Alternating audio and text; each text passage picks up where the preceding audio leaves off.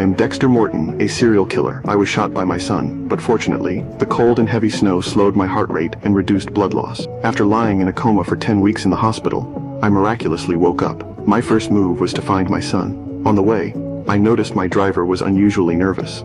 He told me New York had a serial killer hunting ride-share drivers, with 7 victims already dead.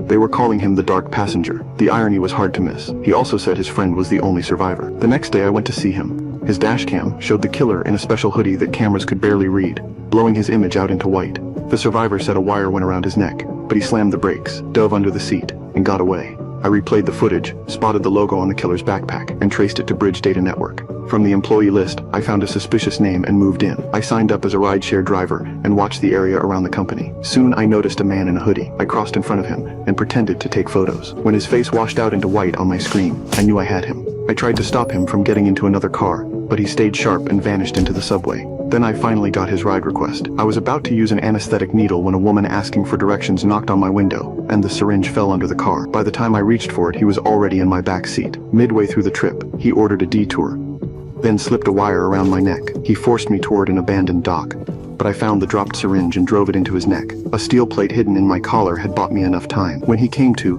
he was wrapped in plastic and tied to my workbench at home. I laid out his crimes and reminded him there was only one dark passenger in this world. Then I searched his things and found an invitation to a banquet for serial killers.